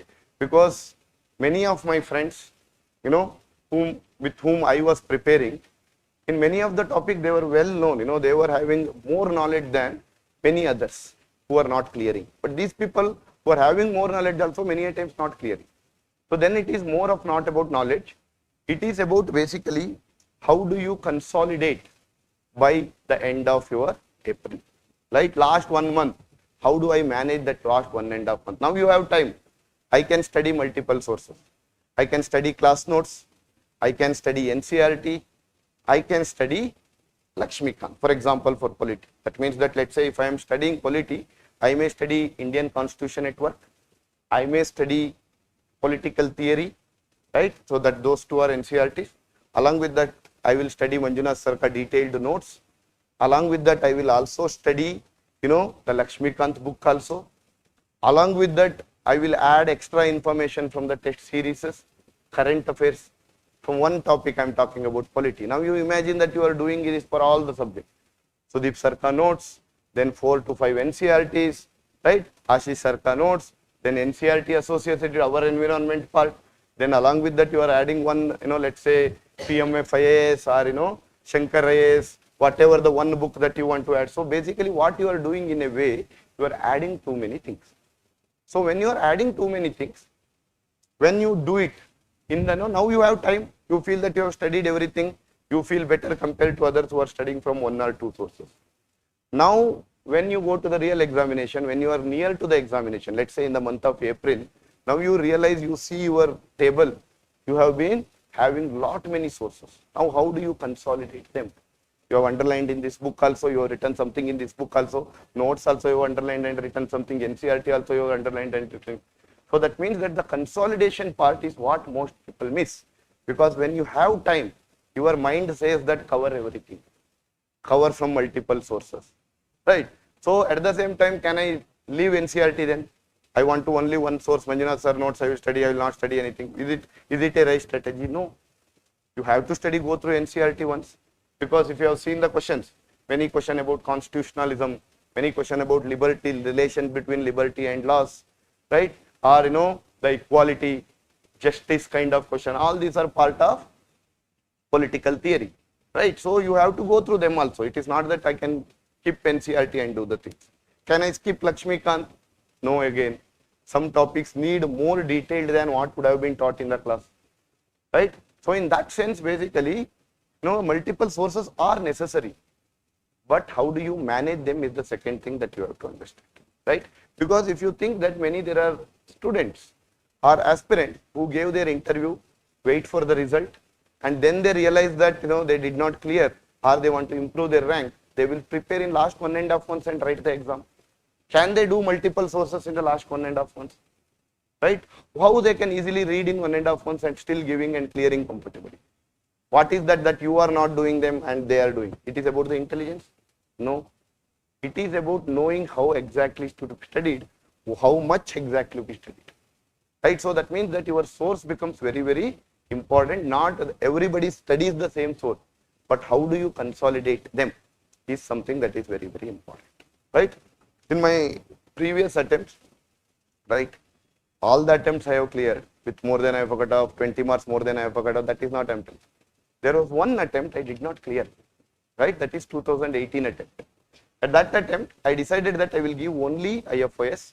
I will take a break from civil services for 1 year, because multiple years you are giving interview, then again the same cycle. I just wanted to take a break on that year, and it was my last attempt at that point of time, which I gave in 2021 later.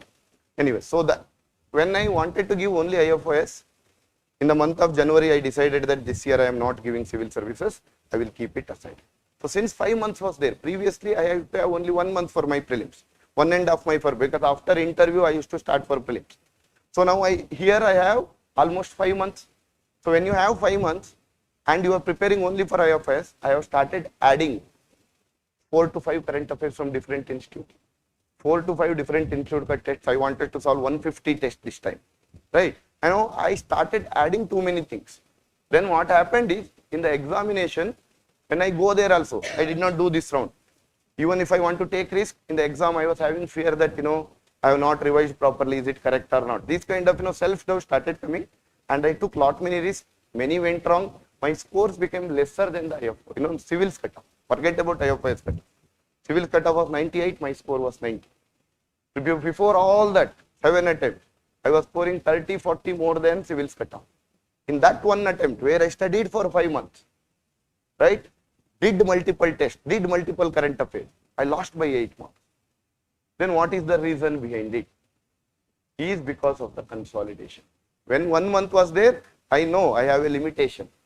I can't do unwanted things unnecessarily. Now 5 months is there, your mind is saying, anyways you need 1 month, now 5 months is there, do multiple sources.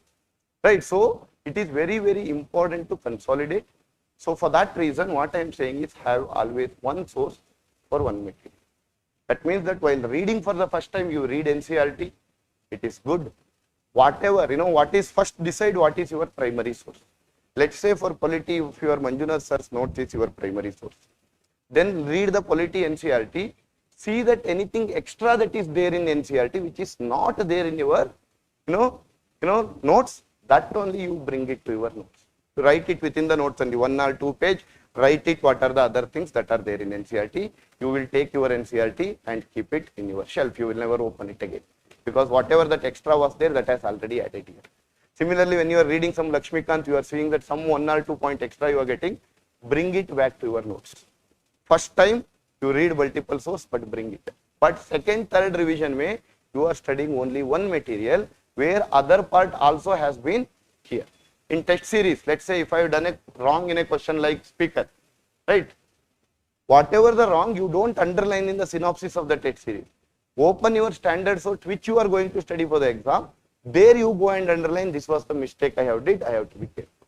So in the synopsis, what you have to underline is only those topics which is not in your any of the sources. Some extra information is there, some current affairs was there. It was not there anywhere, somebody has asked it. Only that part you underline, so that you will have one material, one subject, one source. So that you can revise them multiple times in the last 2 months, and that is how when you do multiple sources, multiple revision, you will not do the silly mistake. You can easily do 4 to 5 minimum revision at that point of time. These are the 2 regular mistakes that students do. Right? So rather than about APEC course, it is more about the general thing that you have to understand is that these are the things you always have to keep in mind. One, don't, allow yourself to have multiple sources, study from multiple sources, but then bring it to one place. That is one primary place that you are supposed to bring. That is second. Second, last 2-3 months, you are revising the same thing again and again. So source and how to attend the test. These things, you have to practice so that in the exam, your time management, the 2 hours ka mental setup, emotionally, how do you manage, that matters. Not about your knowledge. If you are pressurized, easy question go wrong. If you are, confident, be calm, even the toughest question you can crack. And that lies here. How do I be pressurized or not pressurized? How do I manage my time? Right? How do I, prepare myself in that 6 months? In that 6 months, completely unknown. Don't stress yourself. Don't be that college student where you are feeling that I want to score 99 out of 100. Right? That is a habit that we are having, that, you should be knowing everything under the sun. It is not possible in the first place. Every time, many of the students I have seen, last year this question has come. So I will make sure that if this year also comes, I will be in a position. For example, last year, if you have seen, there was a Coco World Cup ka one question was there. What was the question? India defeated Nepal in men's category of Coco World Cup. Similarly, in women's category also, India defeated Nepal in the World Cup final. These two statements were correct. But what was wrong there? They have given the scores. They have given that women defeated by 33 to 20 score, men divided by 40 to 15 score, something like this. They have interchanged the women's categorical score with men's score with women's. Now that means that is it really possible next year that I will also start mugging up the scores of every match? Right? Are you run behind that? I will make sure every World Cup, Champions Trophy, Asia Cup, I will make sure that what is the score. Who are the finalists, what were the finalists? Is it really possible? So these are the questions. Even if it as this year, it is okay to leave them. I don't want 100 questions. All I need is 40 to 45 very good basic question, which I should not miss. Once your basic is very strong, even for the next 40 question, you apply the logic, you apply with the same basics you apply. More someone is fundamentally strong, his logic will also become more correct because he is applying the same fundamental. So don't run behind the content. Make sure that important subject you learn the fundamentals very well. Along with that, automatically your elimination technique will increase. If your basic is not strong, then student come and ask me, sir, how to eliminate? I am getting in 2 options, getting stuck with 2 options. Because your basics are not strong, that it is bound to happen. More you become good at basic, your logical reasoning, your logical guessing, that will also improve. So work on your basic, automatically other part will improve by itself. You don't need to worry much about it. These are the few things that you are supposed to know with respect to prelims, right? And whoever is not strong in CSAT, please start early, right? Don't, who start from early itself so that you get a grip over it, right? Daily 1 hour, because finally when you are reading too many content, since it is just too fast to pass, you don't feel like giving lot of time in the end. So start giving now, make sure that attend last year, if you want to check, take 2024 paper, 25 paper, attend yourself, see what is your score. If you are scoring 90 plus comfortably, then you don't need to do much. You can do it the later phase also. But let's say if you are scoring 55, 60, then don't wait till the last. Last May when the GS only, there are lot many things to do, you don't feel like solving them. Right? So it is like early phase only you start the CSAT. Right? So these are the few things that you are supposed to know. And course anyways is starting from December 8th. Right? Now I'll ask our Shashank sir, right?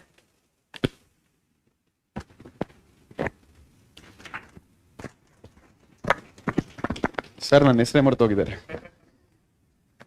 Okay, ಏನು sir ಹಿಂಗಾದ್ರೆ?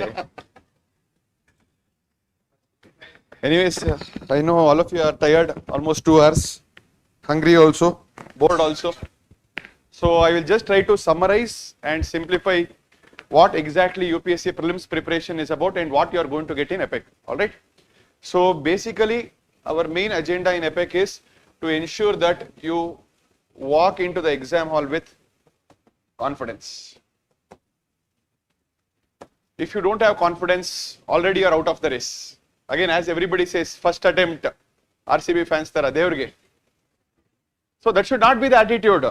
Again, I always give the example of Australian cricket team. Has anybody observed Australian cricket team? They walk into the cricket ground, not exam hall. Okay, like they are on a mission to kill somebody or attack somebody.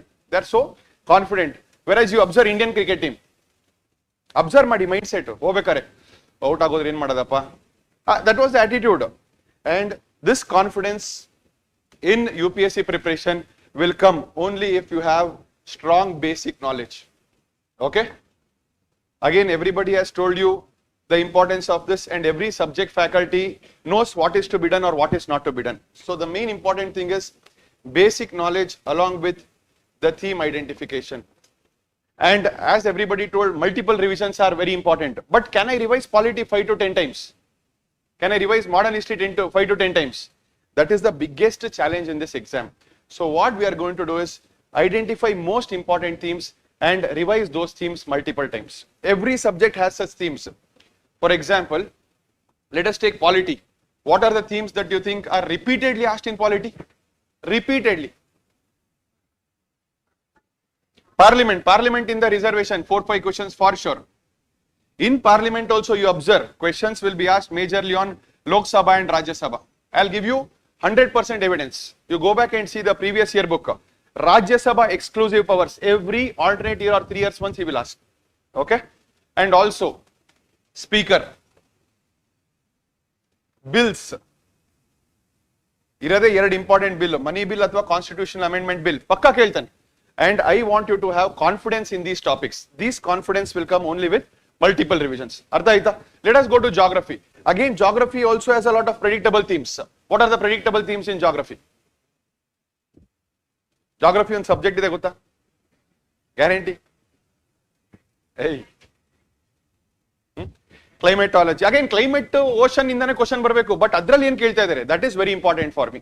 If you observe, UPSC loves to ask questions about planetary winds. Observe ಮಾಡಿ, easterlies, westerlies, then ocean currents. Again, mapping another very vast. Okay, in mapping what he is going to ask, that is important for me. Everybody will tell mapping is very important, but what in mapping? If you open the newspaper, every day minimum 25 countries are there. Can you mug up all 25 countries and neighboring countries? Impossible. So, mapping na based on your previous year themes, you have to observe. And UPSC will never go away from previous year theme. I will give you in writing. For example, you take the last 10-year themes. Usually, every 3 years he will have a pattern that keeps changing. But the pattern that was there 6 years back is going to come back again. Mapping alle world mapping. What is he going to ask? Seas and neighboring countries. Guarantee. Last year, ಯಾವ question ಕೇಳಿದ್ರು? Again, without pre-YQs in your fingertips, you can't clear prelims. UPSC has asked us questions about North Sea. ಈ ತರ ಒಂದು sea ಇದೆ ಗೊತ್ತಾ? ಕೇಳಿದೀರಾ? Black Sea. What is the formula for Black Sea? In class, I have told you neighboring countries. Black tea. ಜೋರಾಗಿ. Very good. Tea burger. A tea burger andre I will know the surrounding countries of Black Sea. Caspian Sea, Tariq. Okay, I cannot bug up every sea, but these are the seas that are important and regularly asked. Next. Again in geography, climatic systems. Kelidira, Mediterranean, Taiga, Tundra, Savanna. Every alternate year, one question is fixed. So these are the things I want you to revise multiple times or 10 times. Every subject has these themes. So say let us go to science and tech. What are the themes? Science and tech, biodiversity, environment mix madidra. Jorage. AI, emerging technologies. Every year 2 questions. Blockchain technology, Internet of Things, Metaverse, Web 3.0, electric vehicles. Ide question barta ide.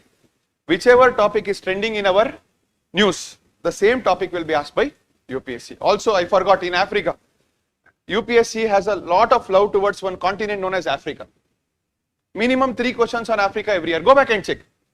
2 years back, 3 questions on one country known as Democratic Republic of Congo. Artha agta idya? Does it mean how many countries are there in Africa? 54. 54 countries by heart madakagata.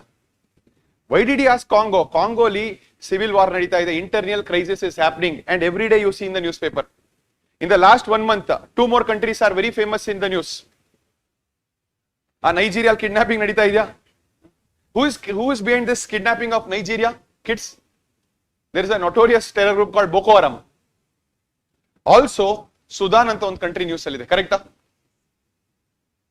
So, you have to identify this and revise this multiple times. Sudan, Afghanistan and Pakistan, Israel, Palestine, Russia, Ukraine war. In 4 topic in the one question bandila andre nodi. It has to come. Understood? These are the things we are going to revise multiple times, and these are kind of topics we are going to tell you in APEC also. Current affairs classes will identify the theme based questions, and we are going to discuss this. Also, polity, what is there in current affairs? Vice President. Kelidira Vice President. Why was he in the news? Change. After 3 to 4 months, you will forget that India had one Vice President known as Jagdeep Dhankar. But UPSC will never forget that. What happens? The last 2-3 month memory will be there in my head. What about the 6 to 8 month current affairs? So that is why reading the newspaper will be very important. Again, questions will be, how many times has a Vice President not completed 5-year term? How many times has a Vice President not completed a 5-year term? Idellu sigala, nee hudukbeku. How many times has a Vice President resigned? Artha agta idya? These are the questions that are not available anywhere, but you have to prepare. Next, any other subject? Science and tech, emerging technology aitu. Defense. You observe every year on defense question barta ide ivaga. Defense S400. Which country? Adu bit bere yadu gotiralla nimge. Hammer missile, which country? Hammer.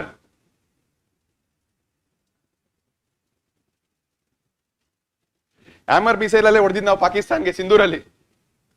France. ಆಯ್ತಾ? These are the questions. Javelin missile. ಮೊನ್ನೆ news paper ಅಲ್ಲಿ ಇತ್ತು. Javelin missile. Javelin throw ಅಲ್ಲ, not Neeraj Chopra. Yes, India procured a missile known as Javelin missile from USA. These are the things UPSC will directly pick and ask. Again, I always believe that prelims is overhyped. Overhyped ಅಂದ್ರೆ ಏನು? Too much build up. 5 lakh 6 people write. Manjunath sir was telling 1 lakh. I don't believe 1 lakh is also serious competition. 50,000 ಅಷ್ಟೇ.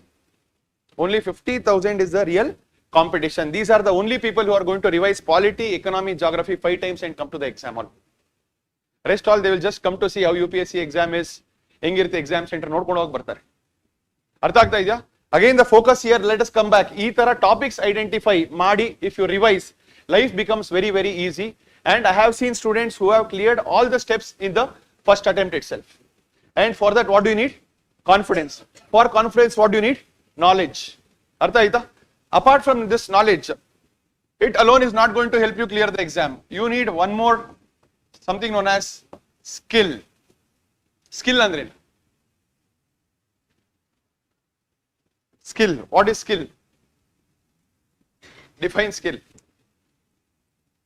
Shiro.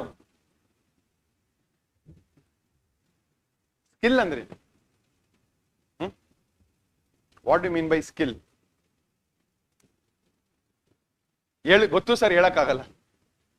ಕನ್ನಡದಲ್ಲಿ ಏನಂತಾರೆ skill? ಕೌಶಲ್ಯ. You need ಕೌಶಲ್ಯ ಹುಡುಗಿ ಅಲ್ಲ, skill. Okay, skill. What all skills do you need? First is again to predict the question. Next to solve the question, because again in exam hall solving the question becomes very very difficult. Where should I use my elimination trick? Where should I use logic? Where should I use knowledge? And also one more skill is knowing what questions to leave. Again, everybody were talking about cricket. Rahul Dravid, what was his technology or what was his technique? ಆ ಕಡೆಯಿಂದ Shoaib Akhtar used to run from half a kilometer and come and throw it 150 kilometers. Dravid just used to leave the ball. Why? To sustain, and if he plays a good ball or if he plays a mistake of a good ball, he is going to get out. Correct? Same way in prelims you should know which question I should attempt, which question I should not attempt. That is a very very very important skill also. Then the skill in 2 hours. How to manage my time?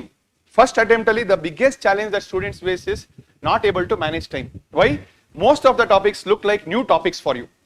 So, and in this 2 hours, what time does the UPSC prelims exam start? What time does UPSC prelims exam start? Very good. 9:30 to 12.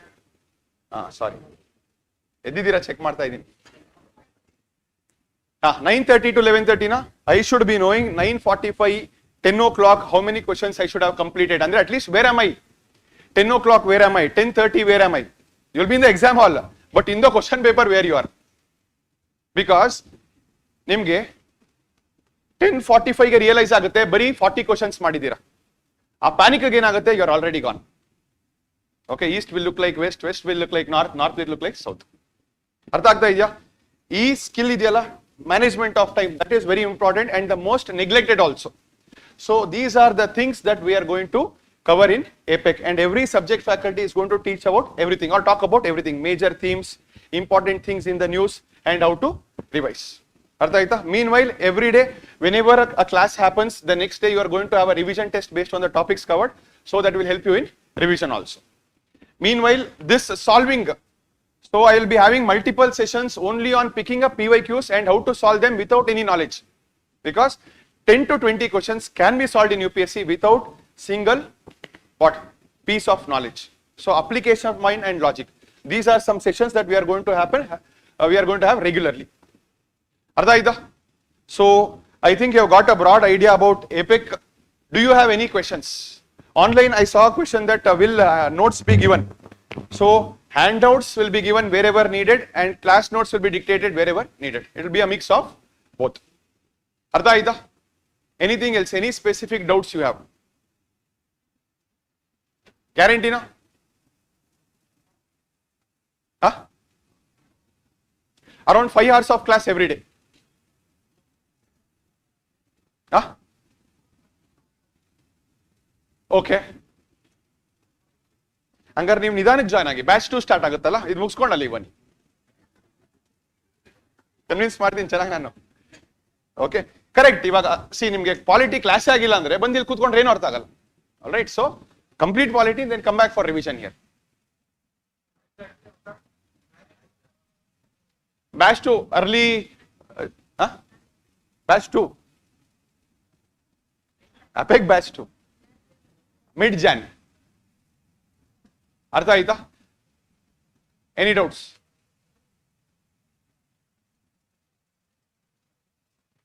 ಮುಗಿಸ್ಬಿಡಿ ಆಯ್ತು. How many duration? 2.5 months time table announce ಮಾಡಿದ್ದಾರೆ ನೋಡಿ. Okay, so that you will have time. It gets over by Feb end or early March. So you'll have another 2.5 months to go back and revise. Now main exam next day exam kalsakagata. Amele anything else? Okay, I will ask Shivraj sir to speak for only 2 minutes sir. ಜಾಸ್ತಿ ಬೇಡ, ಅವರು bore ಆಗಿರ್ತಾರೆ. 2 ನಿಮಿಷ ಮುಗಿಸ್ಬಿಡಿ. Thank you.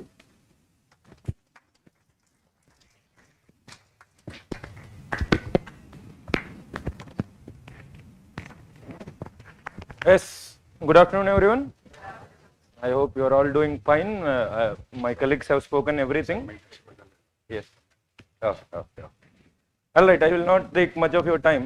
But before that, you have to understand the nature of this examination before you start your preliminary examination preparation. Now, UPSC is not a difficult examination. It is more a different examination. Now, why UPSC is more of a different examination? They are not trying to find scholars. They are not trying to find people who have done PhD. They do not want someone who has already cleared IIT or IIM or something like that. UPSC is an exam which tries to find suitable candidates with right character, ethical foundation. They want to find people who have administrative potential. So difficulty in UPSC is an outcome of these requirements. It is not the purpose of the examination. So it is very, very important for you to understand you don't have to be a scholar to clear this examination. And always remember, whenever you study history or polity or any other subjects per se, always remember you are studying these subjects for only general studies. You are not studying these subjects for optionals. So you have to limit yourself. In UPSC, it is very, very important to understand what not to read rather than what to read. And also remember, in all subjects, not all topics are important. Like for example, let me talk about ancient and medieval Indian history. If you have gone through the previous year question papers, you would understand that there are numerous questions on Buddhism and Jainism.